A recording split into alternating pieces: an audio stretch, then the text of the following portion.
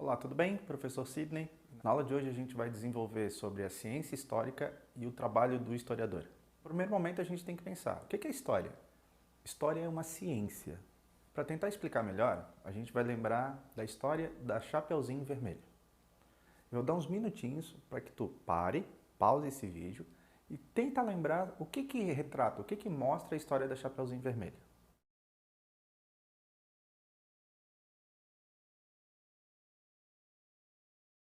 Enquanto as histórias de ficção são criações fantasiosas, a história como ciência, ela busca compreender a relação dos homens vivendo em sociedade num determinado tempo e espaço. A verdade por trás dos contos de fada. E se um lenhador não chegasse no fim da história para salvar a Chapeuzinho Vermelho e sua vovozinha? E se a menina, antes de ser devorada pelo lobo mau, ainda fosse induzida por ele a beber o sangue da avó? Você contaria tal historinha ao seu filho? Os camponeses da França do século XVI contavam os detalhes violentos dessa e de outras histórias. Isso acontecia porque naqueles tempos essas não eram exatamente histórias infantis. Era uma cultura rústica. Não havia distinção entre infância, adolescência e idade adulta. As crianças vestiam-se como adultos, ouviam e falavam como adultos. Esses contos serviam para unir a comunidade, mas já com a função de educar. Não saia da estrada, obedeça o mais sábio, não ande sozinho à noite. É assim que diziam. Conseguiu perceber a diferença da história da Chapeuzinho Vermelho e a narrativa que eu fiz mostrando como é que a França lá atrás ela entendia e ela mostrava como era a construção, como era a história da Chapeuzinho Vermelho?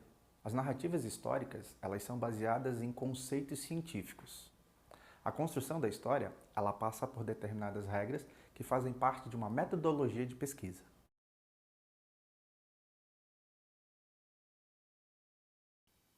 Agora a gente vai dar uma olhada em alguma dessas regras da metodologia de pesquisa.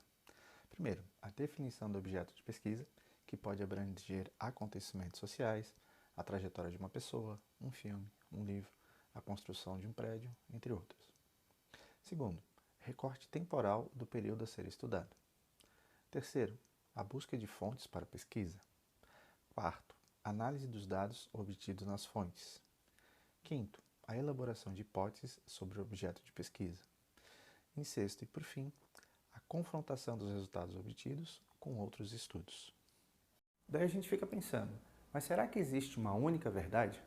Não, não existe. Porque a gente tem que pensar que existem vários pontos e várias formas de analisar um pensamento. Existem as diferentes fontes históricas, existem as diferentes perspectivas. Isso tudo vai levar com que as pessoas tenham diferentes formas de pensar sobre um determinado assunto. Agora é com você. Como tarefa, você vai fazer a seguinte situação. Vai pesquisar um fato histórico. Se você quiser pesquisar mais, não tem problema. Mas, a princípio, eu estou pedindo para que você pegue um fato histórico. Em seguida, você vai fazer o seguinte, tá? Você citou o fato histórico, aí depois, o que você faz?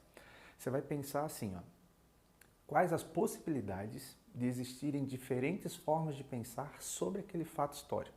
Então, tenta lembrar naquilo que eu falei há pouco, tá? Existem várias maneiras, existem várias formas de se pensar sobre. E o que influencia essas diferentes formas de pensar? Fontes de pesquisa diferentes, visões diferentes, qual é o pensamento que a pessoa tem, ok? Então, vai lá, faz, e em seguida você vai entregar isso para o professor, ok?